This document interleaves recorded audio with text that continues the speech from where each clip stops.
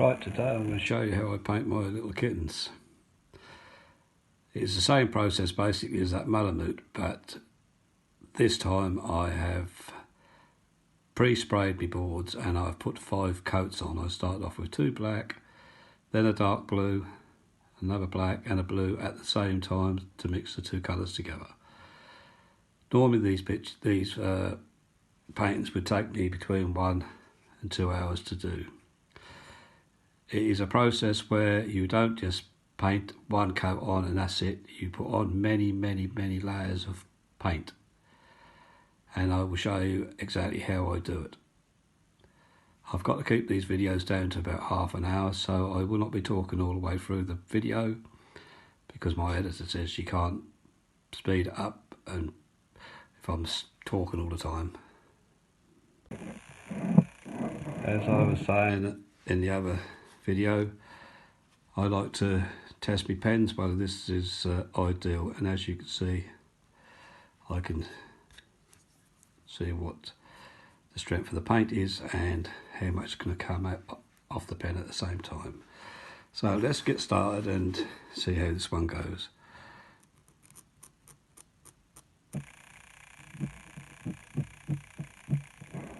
Of course it would have been nice if I'd got the right glasses on.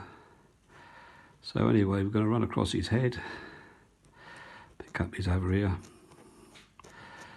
Also I have changed my pen because the other pen I was using was a brand new one and it's not ideal for starting off a painting.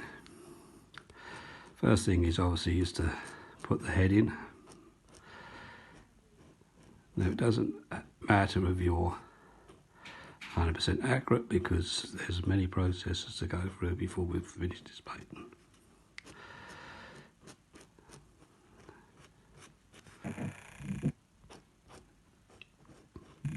So first off you draw a basic cat shape. The cat is looking directly at you. That's his 2 legs coming into view.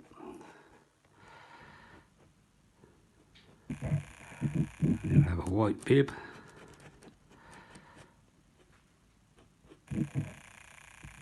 Put his nose about there. Now as you can see this pen's starting to lose its oomph. And this is where I was doing the Malamute, I was having some difficulties. It's basically because the pens are water based and the wood takes up the water very fast. Anyway, that's basically the shape that I'm looking for.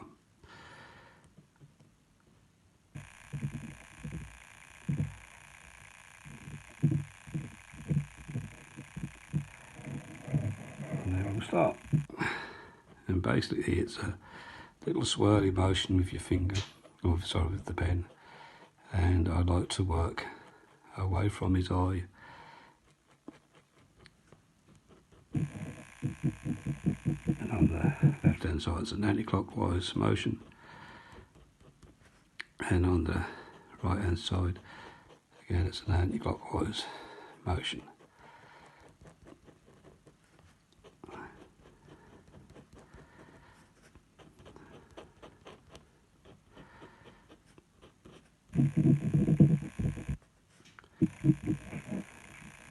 It doesn't matter about the eyes are going to disappear or his nose disappears because I'll pick that up again in black.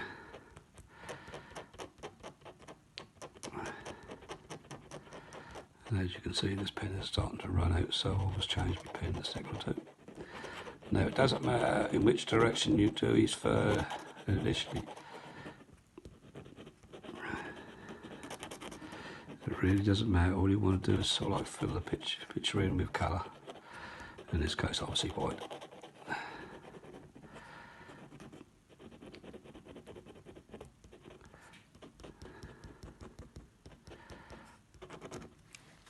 And I was saying about using another thing to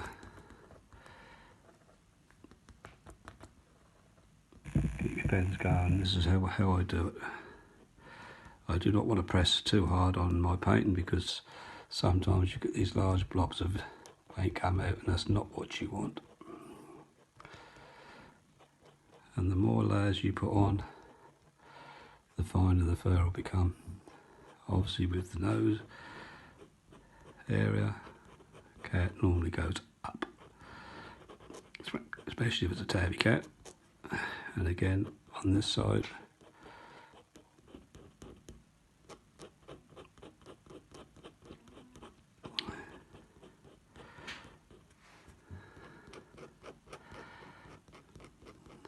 and as you can see, the colour of the baseboard is coming back through on my painting, which seems to be a bigger problem with pine than anything else. I don't know why, but it just doesn't seem to want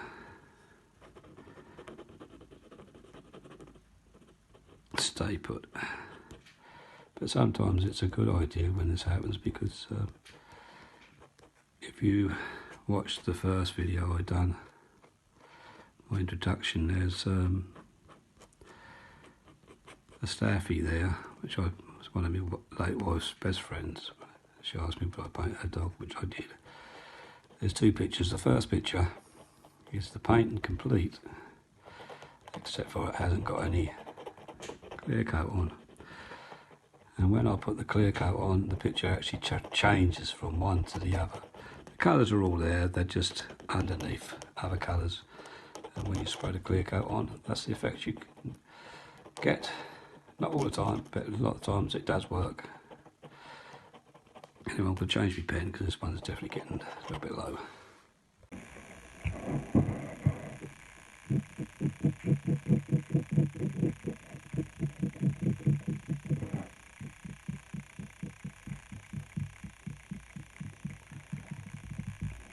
There it is, a new pen. But sometimes you just don't want new pens. They seem to want to drop an enormous amount of ink or paint at the same time, but not to worry.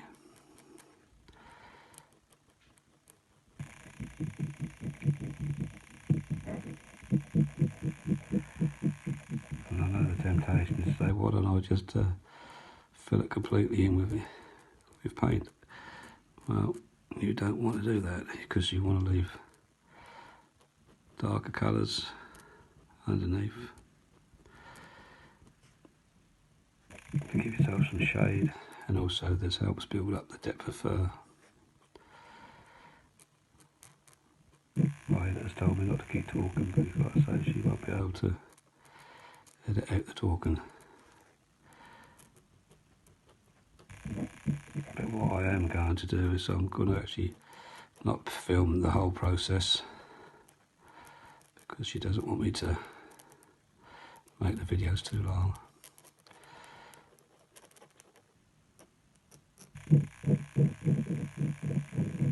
And like I say, this process that could take you between 1 and 2 hours to do.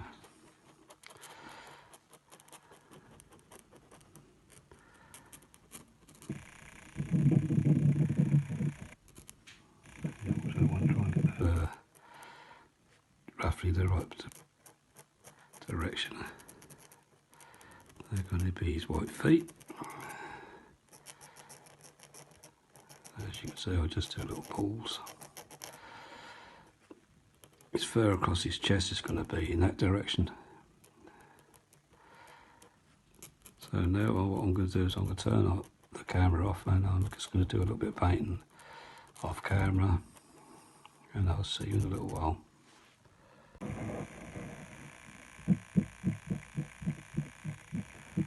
And it's just a gradual process, building up layers of paint. One of the reasons I'm turning the camera off is not so much I'm painting off camera, is because I want the paint actually to start to dry.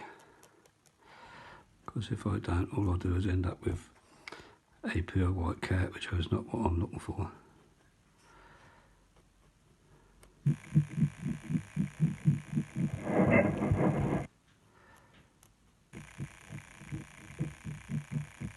It's just tiny little strokes, that's what you're looking for. There you can see there, because the paint is wet underneath, it pulls it away. This is not a bad thing for a tattoo, because as you can see it's now picking up the fur, and you're now starting to make it look a bit more fluffier.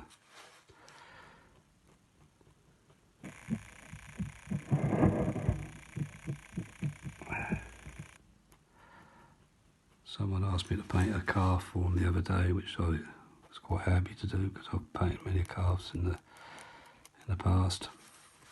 And the funny thing was, when I started painting the calf, it started off as a calf, then it looked more like a lion cub, so I thought, oh, I'll turn it into a lion cub. And at the end of the video, the painting, it was actually turned out to be a bear. So you never know, sometimes you start off painting one thing, you end up painting something totally different. The reason I started to spray me work before I started is because if you watched my introductory one with that church, which actually does exist, it's on Churchill as you go into Brighton Sea in Essex. I did it for a friend, and the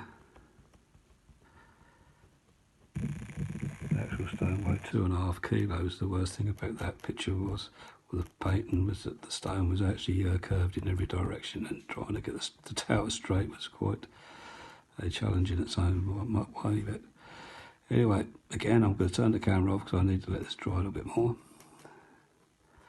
See you in a bit. Right, we'll start by doing the nose. Give him a nice little smile. Now when doing the eyes, don't worry if you put them in the wrong place, because you can still soon go back over them and put them in the right place. Now a lot of people are going to say, oh, but cats have got little slitty eyes. Well, my cats do not have little slitty eyes, they have big eyes. And you might think, Christ, they have big eyes. Well, I think a cat should have big eyes.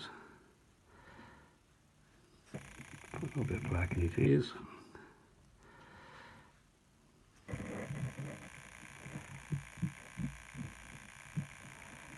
And again, I'm going to leave it there for a little while to let it dry.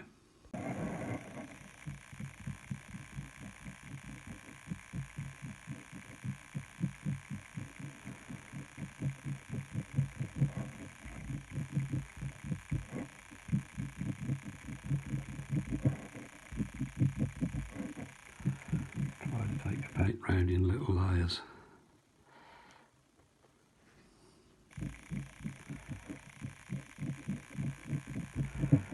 You might say to yourself, well, you keep scratching through the paint. Well, that's the idea of this method. You scratch through, and then this gives its further depth.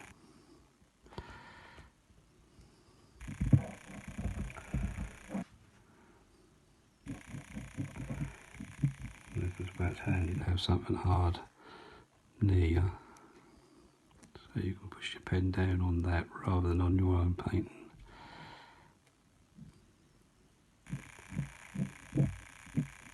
Until you find the eyes a bit better. But I say, if you make a rookie or something, you can still go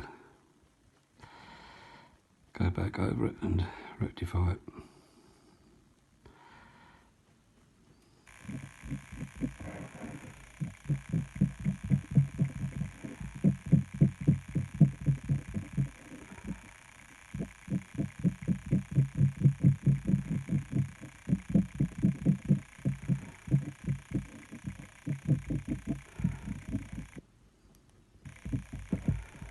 And at any time you like, you can actually introduce colours. Hopefully later in this video, but ain't going to get too long, I will show you what I'm talking about.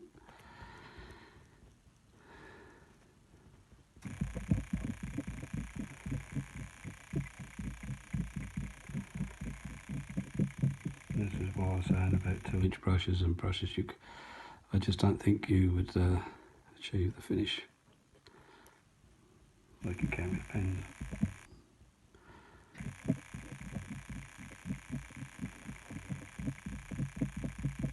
there are some nice artists out there and they do make some beautiful landscapes. I'm not knocking their work at all. But this method of painting is something I've been trying to perfect for myself. I haven't seen it on anywhere else, and if there is someone else doing the same method, well, maybe they got it from me, or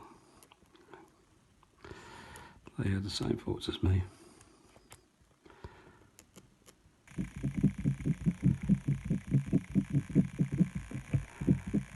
You'll notice I'm pressing down on the pen sometimes just to release a little bit more ink, but sometimes what will happen is when you do that you'll end up with a bloody great blob. If this happens, don't panic. It's where it's handy to have a piece of kitchen roll with you so you can just mop up the excess. But even then, that's not a big deal. Sometimes these things happen and they work out for the best. I think you can see that the fur is starting to build up. We'll start doing this side. Must remember to try and keep it in camera in focus on what I'm trying to do.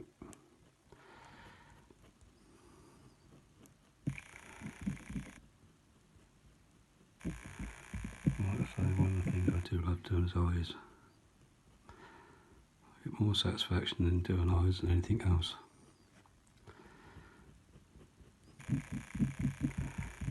My editor will be complaining now. She'll say, for crying out loud, will you stop talking? And if you're wondering about my accent, it's North Essex and South Suffolk. My late wife was actually from Suffolk and her father was from Norfolk. So I don't know what sort of accent I've got.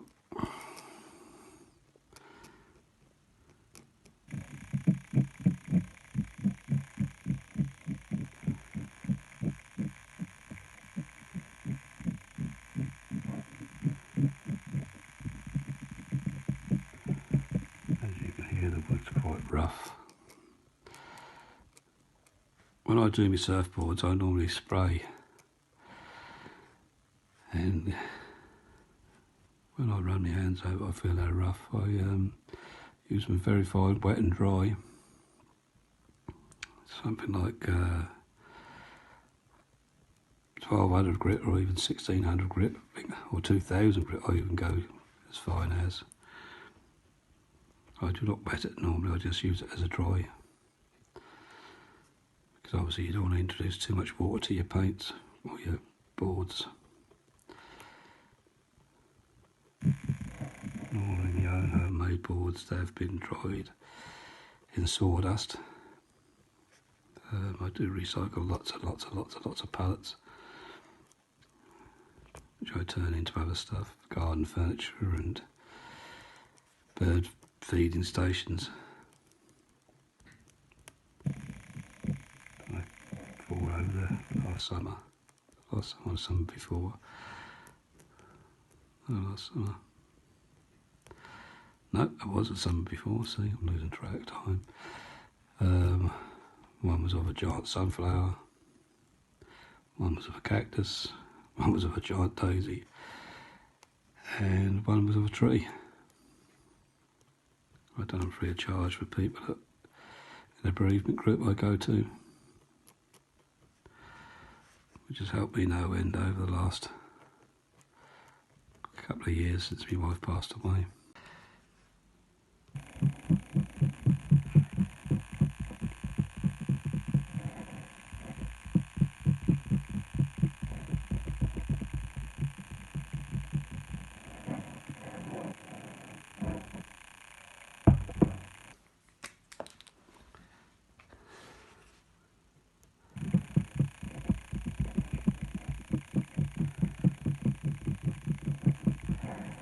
Again, it's just a process of gradually building up your layers of paint. Use very small little strokes and you'll start to see little fluffy bits appear.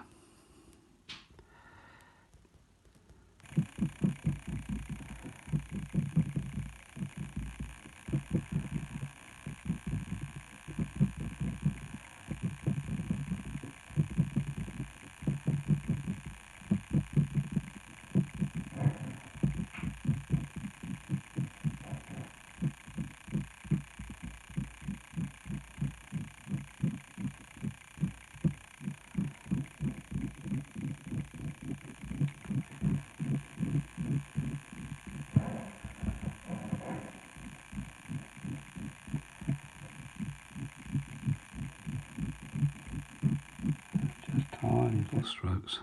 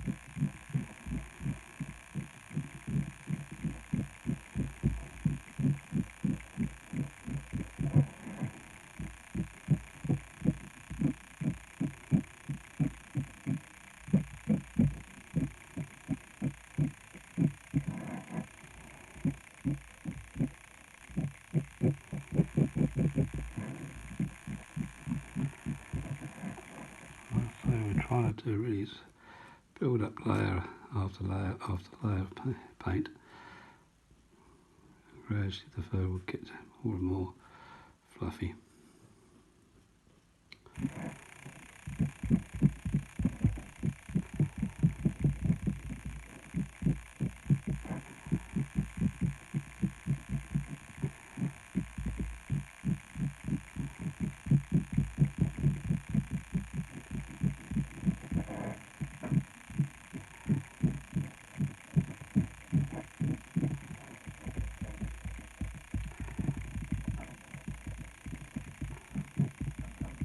It is imperative to make sure that you do leave it for a little while, because if you don't, all you will do is keep scratching right through the paint to the base colour.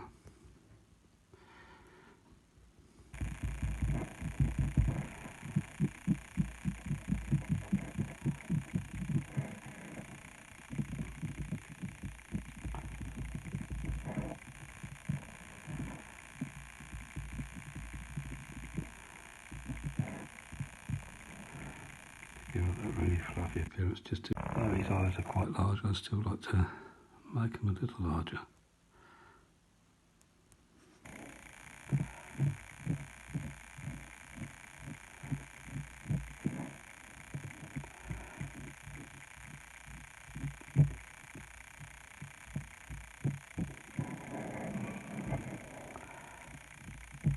fact, the larger you make the eyes, the easier the next process will be for you.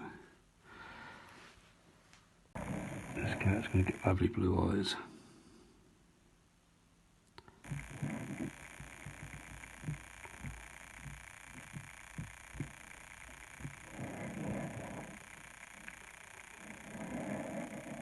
And the pupils are a little bit smaller than what you want, don't worry.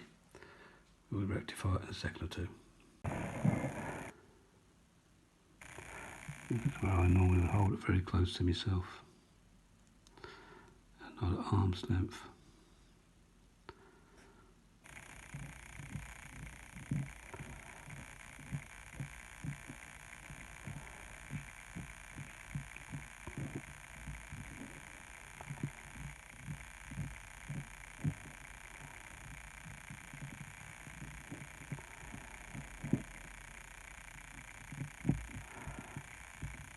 If you want to give your eyes a little bit of a sparkle,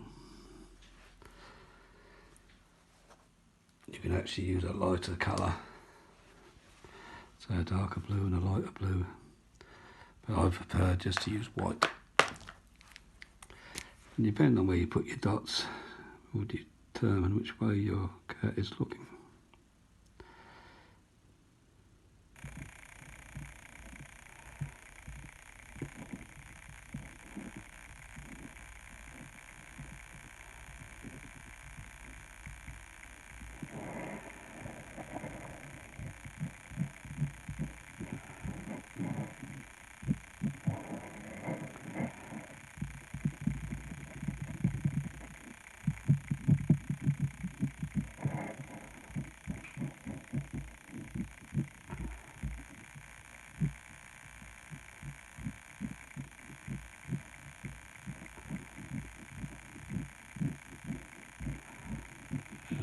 Where you can play for hours. Just giving him tiny little strokes, letting it dry in between, and coming back and giving it tiny little more strokes again. And the more you do this, the finer the fur will become.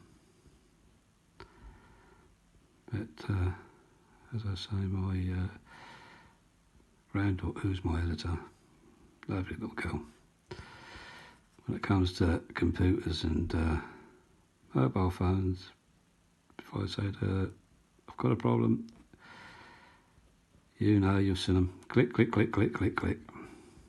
They've rectified it before you even know what the hell they're doing.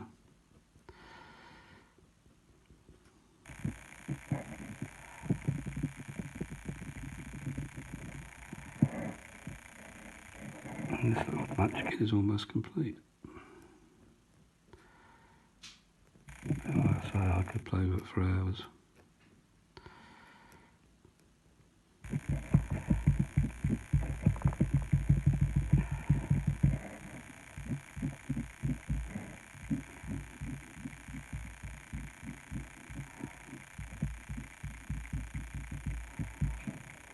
Because now what I would normally do is I would leave it to dry and I'd come back to it again, and I would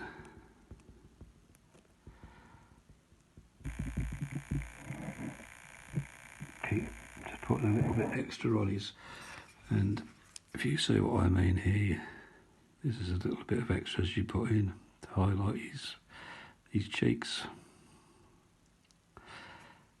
And like I say, this one is in the white, it's not. But this is what I'm talking about. This one's been dried now for the last 2 or 3 days.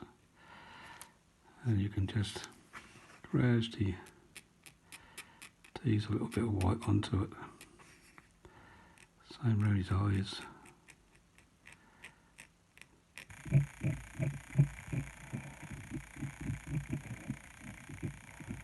So you highlight his little face.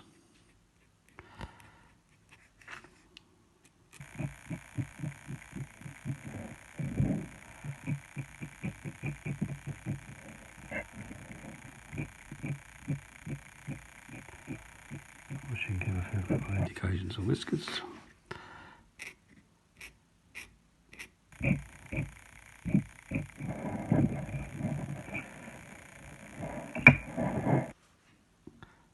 And that's roughly what I'll be doing with this one for the next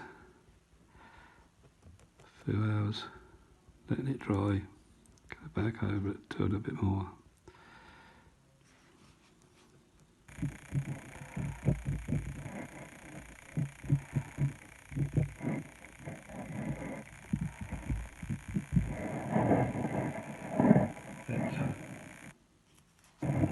That's basically it.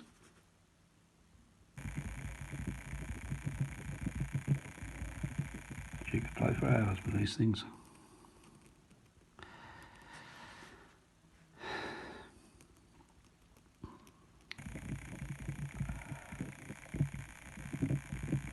So I have no problems with ever getting rid of my paintings. They're functional. And of course you can use them yourself. Give them to people as gifts.